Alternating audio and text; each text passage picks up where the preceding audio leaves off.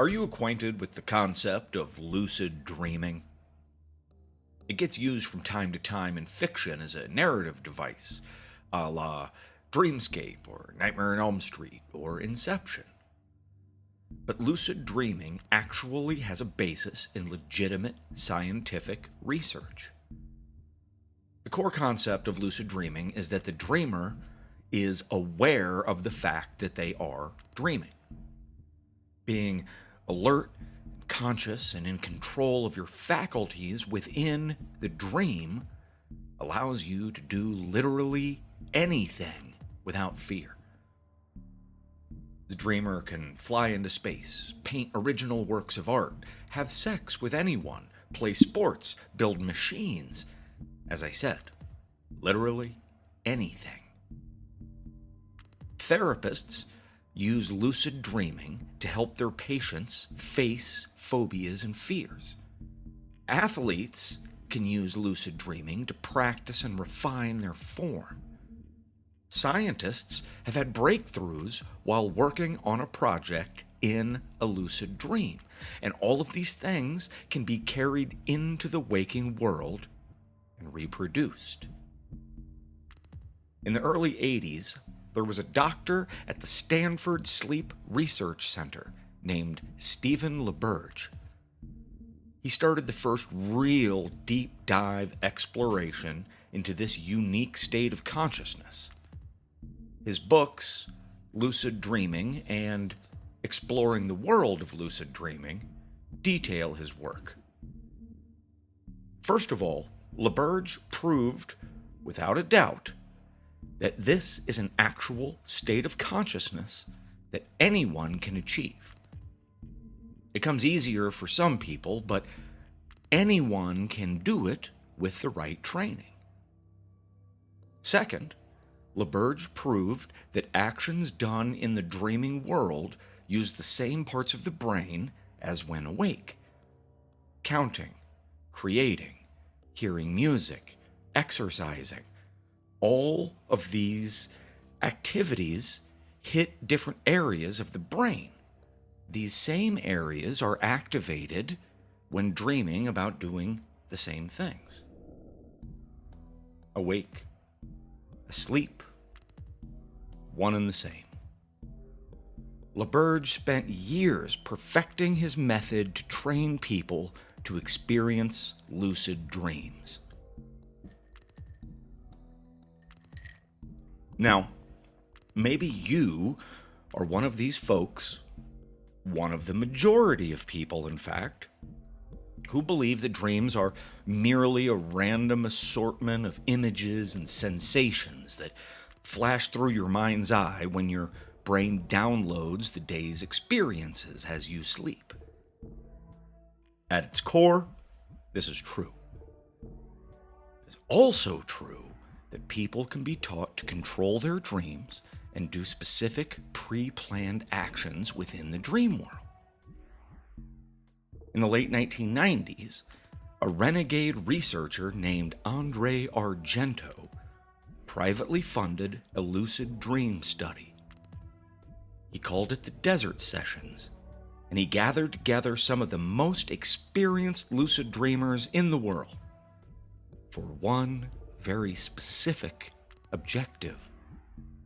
Argento didn't believe the dreamscape was random at all. He'd been studying it for years, since long before his brother vanished, and he believed very little about dreams was random. There were unchanging places inside the collective dreamscape, a geography that anyone could access, and where things lived. Argento was trying to push lucid dreaming to a dark new level. During the Death Valley Desert Sessions, he pushed too far.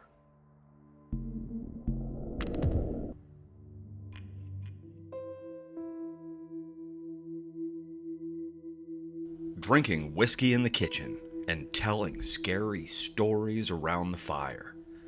Music, monsters, and mayhem.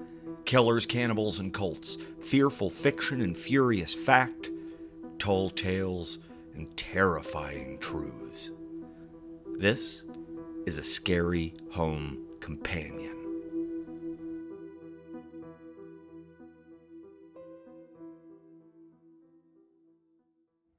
The lucid dreaming project, called the Desert Sessions, had been conceived and financed by the ambitious, controversial researcher Andre Argento.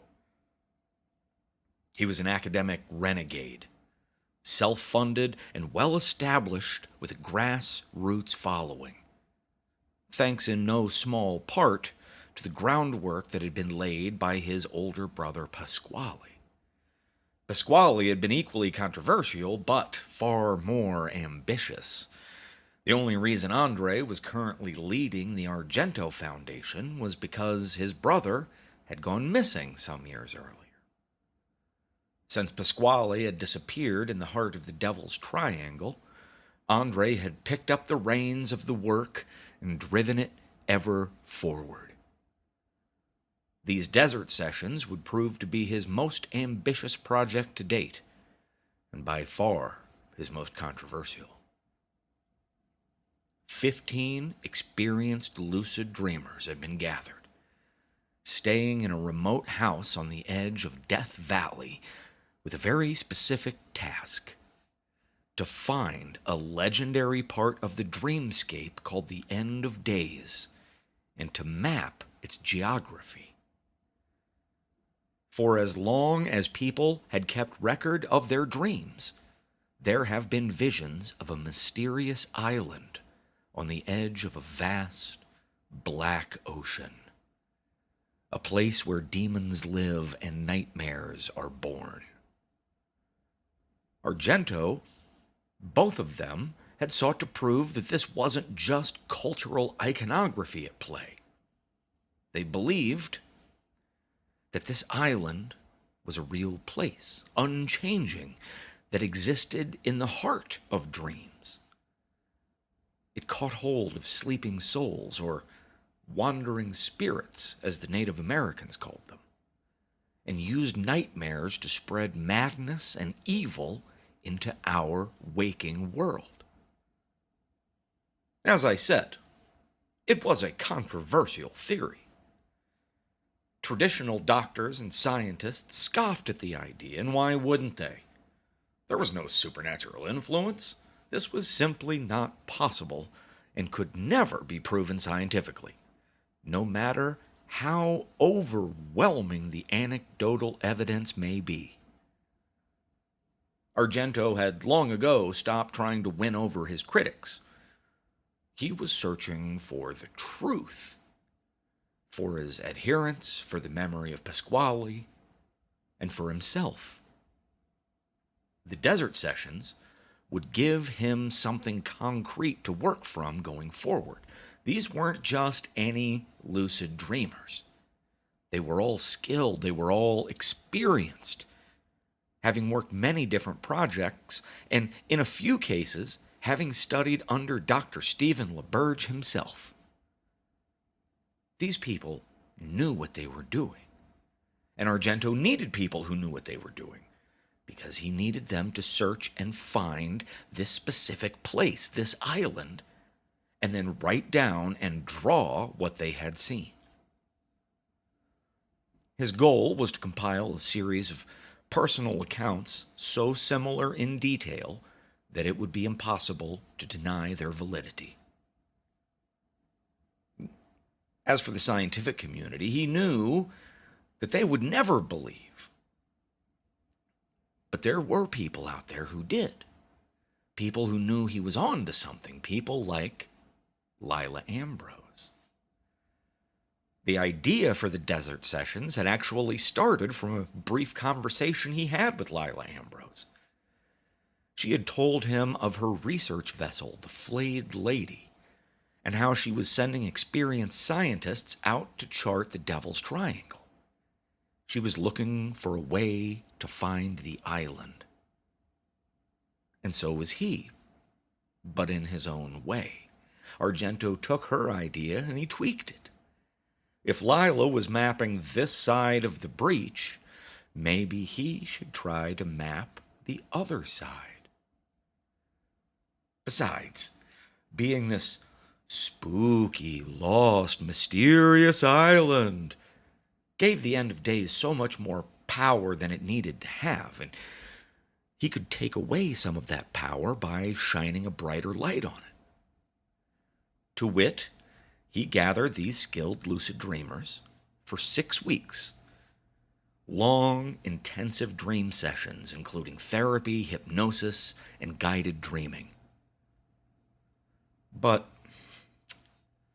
Argento didn't just want results. He needed results. So just in case everything got jammed up, he had prepared a contingency plan of sorts to move things along.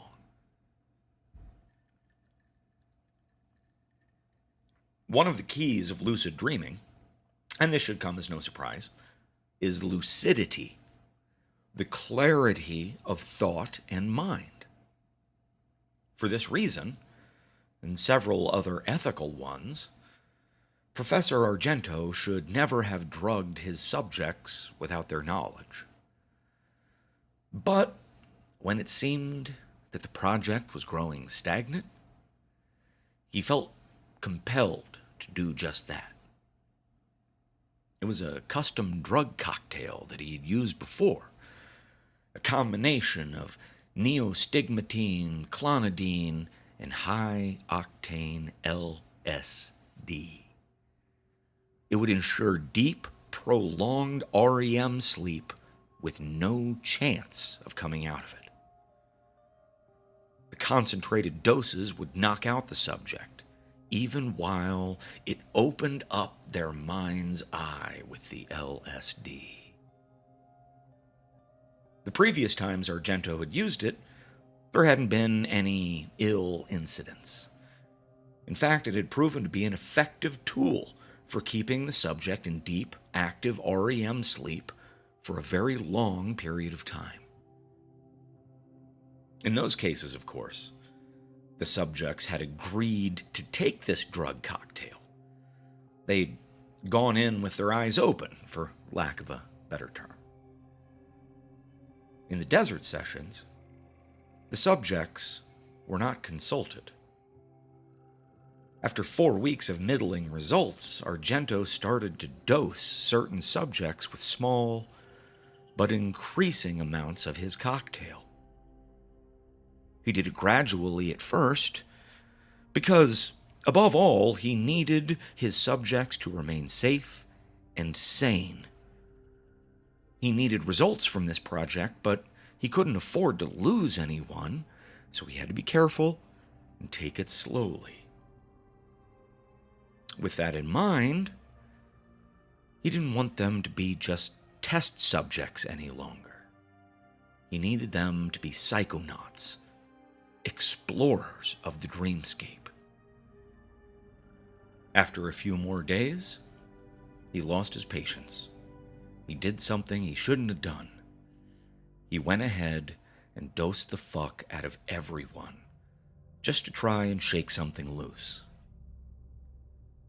He was successful.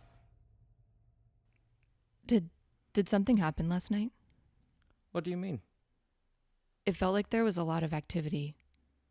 Noise.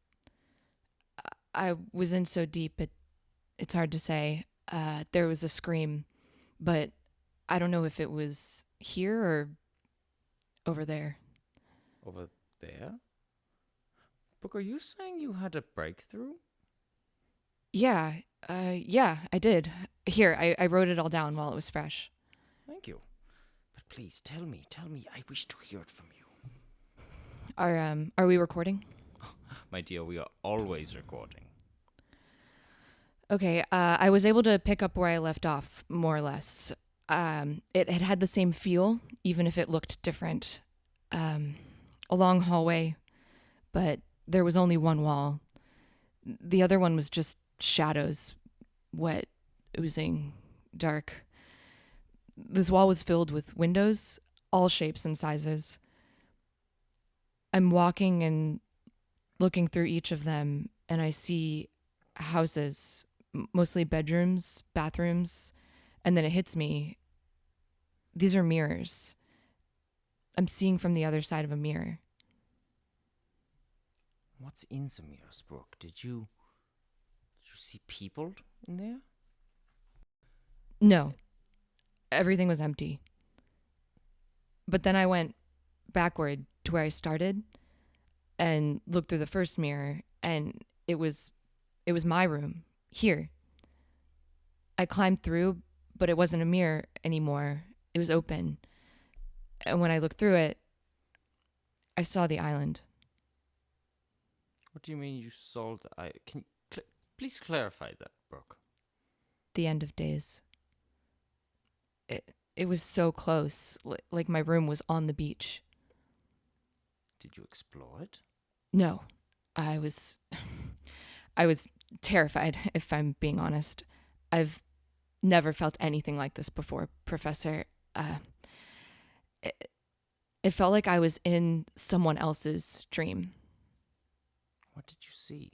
There was an outcropping from the beach, rocks and bones in a heap. There were heads on stakes. I don't know how many, a dozen maybe. Severed heads set on wooden spikes in the rocks.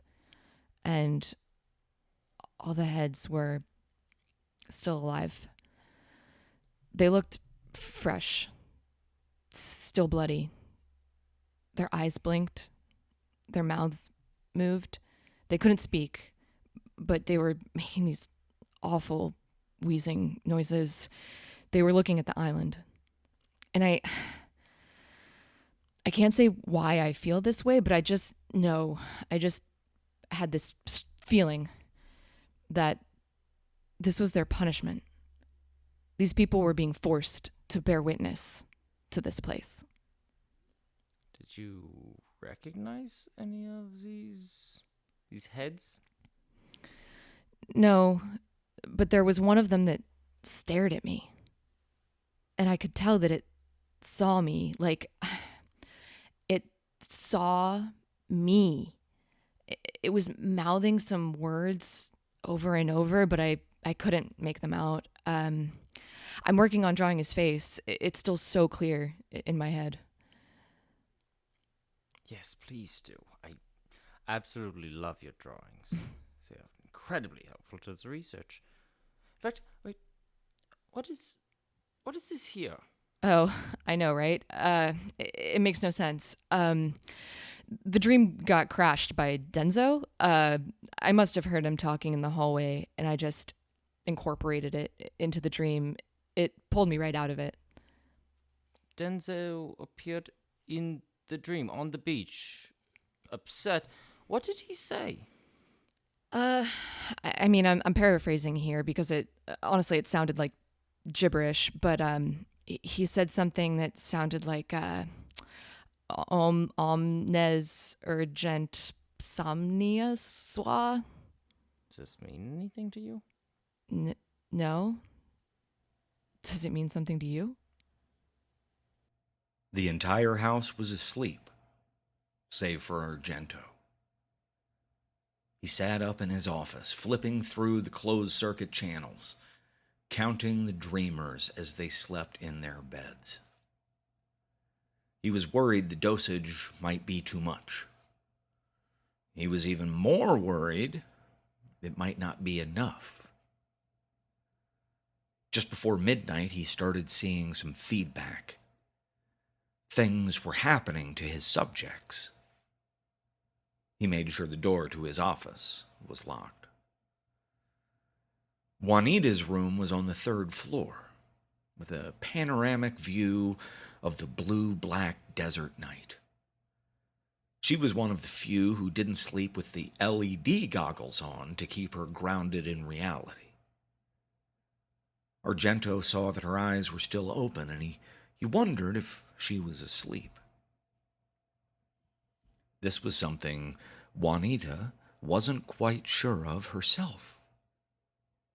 Juanita had 10 years of lucid dreaming experience, but had never felt anything like this.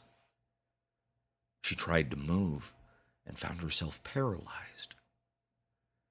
She closed her eyes and in her dream saw the same room, only under a grisly gray dim light and shadow. The same room, the same bed, the same window, only this view held no stars, no moon, no clouds. And still, even in her dream, she was frozen solid. Sleep paralysis, she realized. Only this was some bizarre strain of it that affected her conscious and her subconscious. She didn't panic. She tried to relax and not fight against it. She heard her door rattle and open. A voice was speaking softly, but hurriedly. And then she saw Rampling coming into her line of sight. Rampling was the Canadian man who had the room next to hers. He seemed to be engaged in a conversation, but there wasn't anyone with him. Juanita saw that his eyes were closed and surmised that he was sleepwalking. Rampling stood next to her bed and looked into her eyes before looking away and speaking over the top of her towards the empty other side of the bed. I had never thought about sleep paralysis before, he said. Fascinating. And she can see and hear us right now? Rampling paused, listening, and he nodded. No, I understand that. It sounds terrifying. Is that what's happening to Denzo as well? Really? He wasn't making any sense.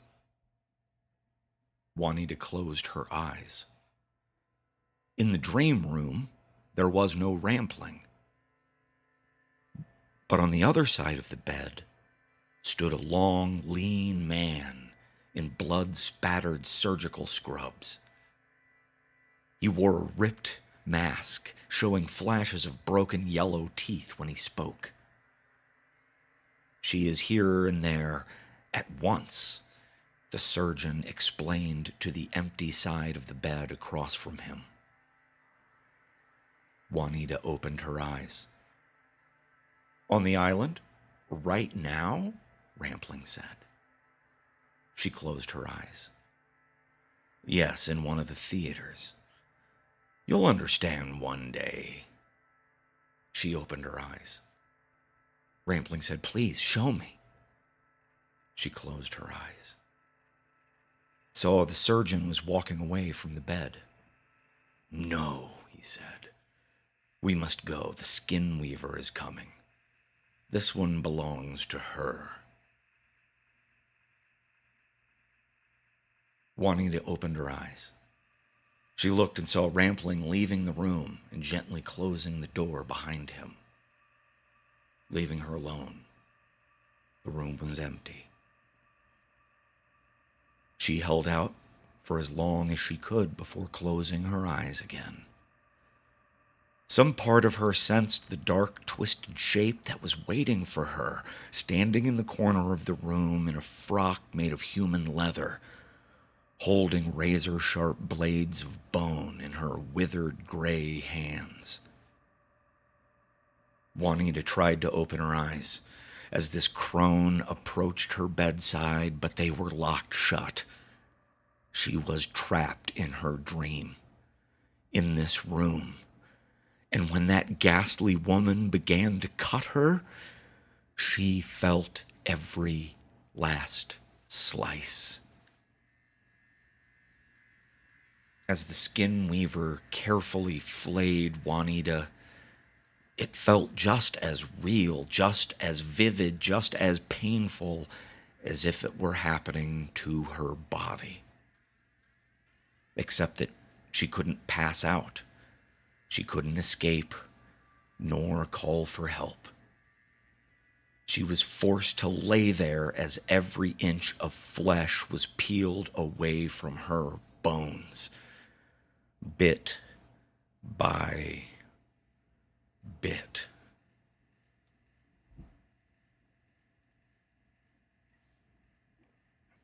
On the monitor, Argento saw that Juanita's eyes were now closed, and he turned to another camera. He saw Rampling wandering the halls, talking to himself. Unusual, but harmless enough. Argento's only real concern was making sure that no one wandered out into the snake-infested desert. So he kept watching into the night. Most of the dreamers stayed in their beds, showed no outward sign of anything being different. He just had to cross his fingers and wait and hope that they had some kind of breakthrough behind their eyes. Now someone else was in the hallway. Not Rampling, it was Denzo. His eyes were wide open, and he was obviously intent on getting somewhere fast. Argento followed him across 3 screens, and then saw where he was headed. The front doors. Argento grabbed his drug kit and ran from the office. Denzo knew exactly what he was doing.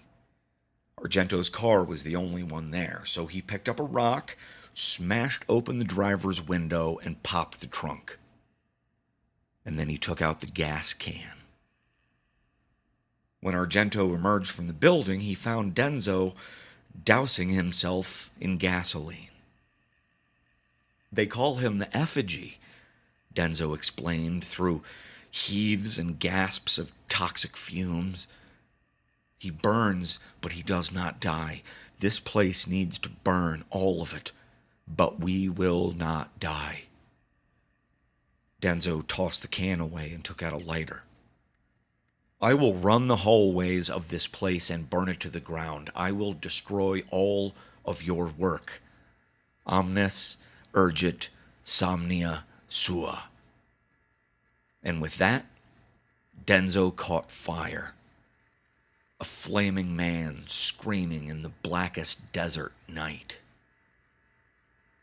No matter what his lofty proclamations had been, Denzo did not run into the building, but immediately collapsed in a heap, shrieking as he died painfully. Argento sat down on the front steps. He lit a joint with shaking hands and waited for the others to come out and investigate. But no one came. They were all lost in another place. What happened to Denzo? And also, something is wrong with Juanita, and you aren't doing anything about it. My dear, please, please, sit. We can discuss all of these things, but first, please, the dream session you had last night. What? No, fucking no! Man, Denzo is missing. You keep saying this, but he is not missing. He's gone. This is the difference. He went home. And you keep saying that, and it doesn't feel right. Feel right or not, we discussed this yesterday, Brooke. Denzo had a bad dream session. He requested to leave immediately. He said that this place had been poisoned and that we were all doomed. He was quite hysterical, let me assure you. And he just walked out of here. Into Death Valley. Oh, of course not. He availed himself of the same option that you have, and have always had. He invalidated his contract, accepted the fact that he would not be paid for his time, and the shuttle came to collect him. My dear, if you are similarly unhappy here, just tell me, and I will make the call. Within the hour, you will be on your way back to civilization. You will be paid nothing, like Denzo, and you will be blackballed from any further lucid dreaming, also like Denzo. Should I make the call?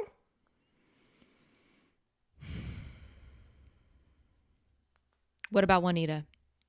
What about Juanita? We had a session not 2 hours ago. Did you?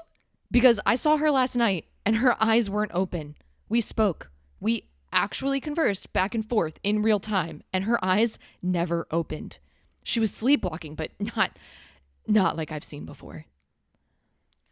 She has become heavily reliant on the dream state. She asked me for barbiturates. I, of course, refused, as they would invalidate the validity of what we're doing here. Would it? Your tone tells me that you are implying something, Brooke. I was asleep for an entire day. It must have been 16, 18 hours I was under. That just isn't like me. Lucid sleepwalking isn't like Juanita, and running away in the middle of the night isn't like Denzo. We are all adults here. We all knew that this project would carry certain risks. I'm quite certain we all discussed it at great length. We've been sleeping for so long. Too long. It's getting harder to tell if I'm really awake. Am I awake? Argento paced his office, gunning down joint after joint. He was too distracted to even look at the blanket of drawings and writings that were piled on his desk. The feedback that he'd gotten from the dreamers in their therapy sessions since the dose had been nothing short of phenomenal. Such vivid accounts, such amazing sketches. Years worth of research in just a few days. It was beyond his wildest imaginings. And he still couldn't focus. There were too many problems, and none of them were going away. Juanita was not herself. Rampling had no recollection of sleepwalking through the building, but he'd been sullen and withdrawn ever since. Peralta was still convinced that she had seeds growing underneath her skin, sprouting deeper into her system. And then there was Brooke. Oh, smart, lucid, problematic fucking Brooke. Brooke was missing time just like all the others, and she didn't remember just like all the others. But unlike all the others, that fact bothered her. Everyone else just questioned their own grasp on sanity. They assumed that they were losing touch with reality, but not Brooke. She wouldn't let it go. The world around her seemed to be going crazy, but she refused to doubt herself. Can you goddamn believe it? And if anyone was going to suspect what had happened with Denzo, it would be Brooke. Now, proving it would be quite impossible, of course. He had wrapped Denzo's body in a tarp and dragged it through the sands to the edge of the canyon. On the way back, and all the way back, he meticulously erased the drag marks and his own footsteps. He got back to his office before dawn, long before anybody woke up. And then at noon, on his lunch break before having a session with Brooke, he put on a floppy hat, he grabbed a bottle of water, and he took a walk back out to the edge of the canyon. And there was nothing there. There was nothing left. In just a few short hours, Denzo's crispy remains had been carried away part and parcel by the creatures of Death Valley, leaving behind only the faintest smells of gasoline and cooked bone marrow. So there was no physical evidence. And yet, Brooke still had him deeply concerned. So he paced, he smoked, and he talked it through. Should I call the authorities? I do know a man in the DRO. Maybe I could. No. If I call the DRO, then they're going to claim all my research for their own. The only thing that I can do is stay focused on the project, like nothing is wrong. Nothing is wrong. Nothing is wrong. Why would anything be wrong? Denzo left, and I have the checkout logbook to prove it. Sure, Denzo didn't sign it, but why would he? Nobody signs the logbook. Nothing is wrong.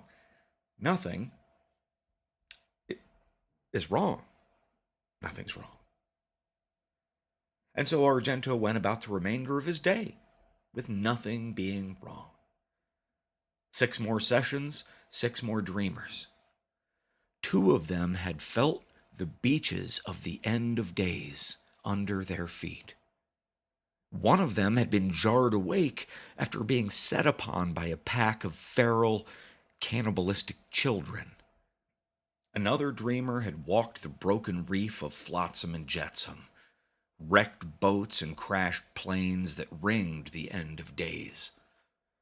This dreamer had recited the names and numbers he remembered that he read from the old, faded side panels and cracked wings of these lost vehicles.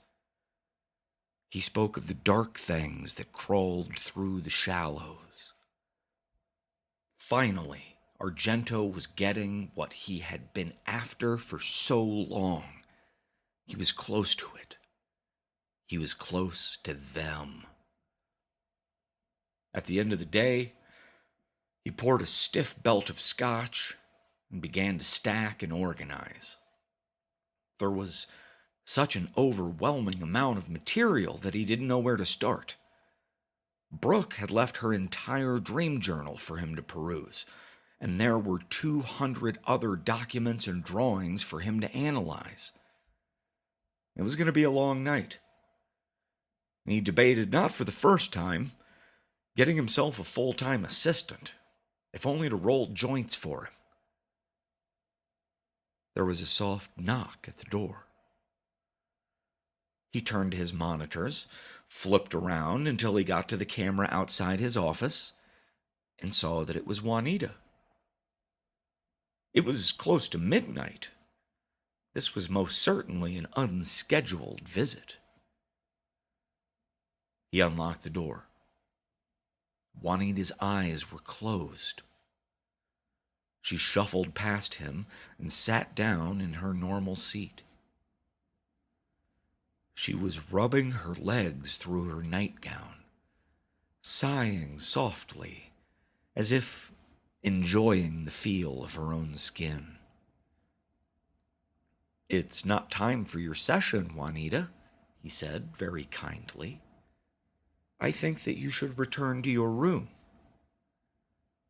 "He's waiting for you," Juanita said. "Who's waiting for me, Juanita?" "Do you know where you are right now?" "Do you know where I am?" she asked. "Do you know who I am?" Argento sat down behind his desk, across from her. "Tell me, who are you?" "I'm the one who put his head on a stake, looking at the island, my glorious island, our home, and now he sees it always." "Are you talking about Denzo?" She rubbed her legs and sighed. "You want to know, and yet you're afraid to see. Perhaps I will put you on a stake as well." Argento's hands were shaking.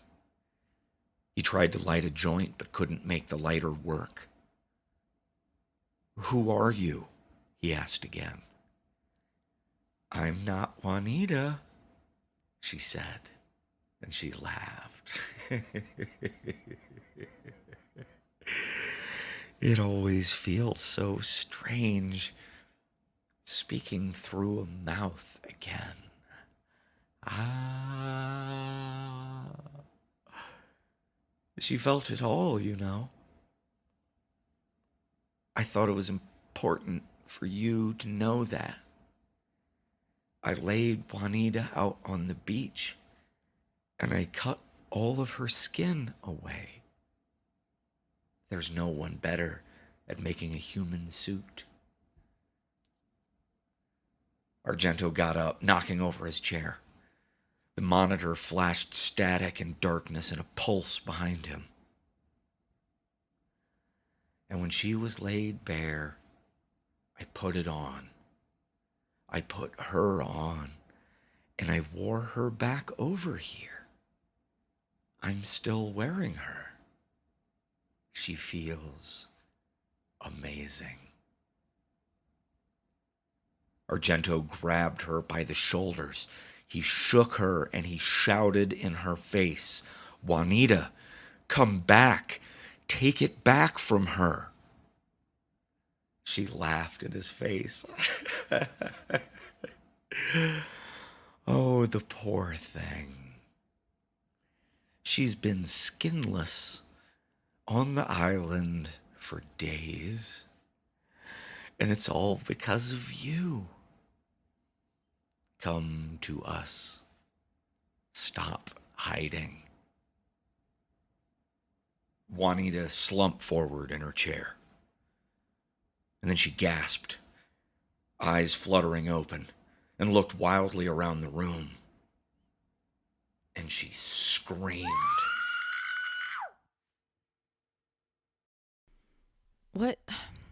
What's so urgent? Your dream journal, this drawing. What about it? Have you seen this man before? No, I already told you that. Have you perhaps seen his picture before? Is this picture? It appeared in many of your journals over the years. No, but oh my God, yeah. I mean, no, I don't recall having seen this picture before, but fuck if that isn't him. Yeah, that's the head who's talking to me. This is my brother, Pasquale, the man who started the Argento Foundation, who started this research, who started my work. He went missing. Isn't that right? Yes, he went missing. He went missing on a boat, my dear. A boat in the Devil's Triangle. Trying to find a way to reach this very island. Your dreams, they give me the impression that he was, in a sense, successful. Please tell me why you wrote these words under his picture. I think that's what he was saying to me. Are you perhaps confused? You previously told me that in your dream, Denzo had said these words to you. Yes, it was Denzo. He did say them, and I'm not confused. Omne surgit somnia sua. Yes, that's it. That's it exactly. It means nightmares devour us all. It comes from the oldest known written account of the ghastly ones. It was written in Latin from a doctor who treated the criminally insane. His opinion was that the poisonous dreams had actually infected his patients. You look upset, Professor. Do I? It's nothing. I assure you. You've just given me a lot to think about. How long have we been here? Long enough. Argento called for transport. A shuttle bus large enough for all the remaining test subjects. He, of course, would be long gone by the time that shuttle arrived. He was halfway packed before he even placed the call. There were to be no goodbyes. He would simply take his collected research and slink away quietly. All the payments would be fully honored, but handled via wire transfer, so there was no reason to stick around. Here, or in this country, for that matter. Because if Juanita ever spoke again, she would probably have something to say about him. And when Brooke found out that Denzo had not gone back home after all, she would definitely have something to say about him. But quite frankly, he did not need any of that shit. He needed to get away, far away, so that he could pour through this wealth of research and decide on the next step for the Argento Foundation. He managed to slip out the front door without anyone noticing. Except for Brooke. Brooke was already behind the wheel of his car. Denzo had broken out the window and Brooke was apparently adept at hot wiring. She saw Argento staring at her from the front steps and flipped him a one-finger salute before throwing arcs of sand as she fishtailed away from the ranch house and towards the paved road. Brooke Burroughs drove into the Nevada desert, top down, hair snapping in the breeze. She had no idea what the future held for her, but she knew that it damn sure had to be better than this.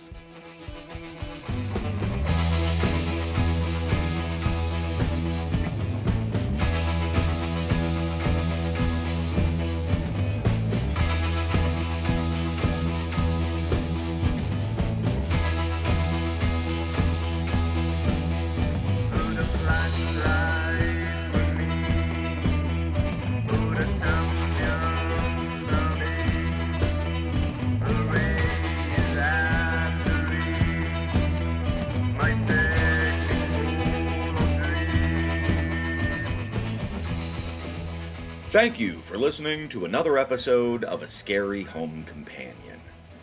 You can find the show on social media, Twitter, Instagram, and Facebook, or email us directly at ascaryhomecompanion@gmail.com. The best way to interact with the show is through Patreon. You get bonus content, resources to better explore the world of the show, like a character database and a timeline. You get exclusive episodes, including the most recent one, Cruise Ship Carnage. After the events of this episode, Professor Argento would, of course, publish a book about the experiment, with the details being cherry-picked. Several passages of the book were recounted in the recent episode, Ghastly Nightmares. Check it out. The episode was edited and produced by Jeff Davidson, and I'd like to give a special thanks to my old friend, long-standing supporter, and patron, Kevin Sario. Kevin co-wrote the intro to this episode and really opened my eyes to a lot of fresh ideas about dreaming. Thanks, Kevin. The bombastic guest voice work this episode was provided by familiar voice Dan Jopling and a new one, Kourtney Kelly. We hope to have her back soon.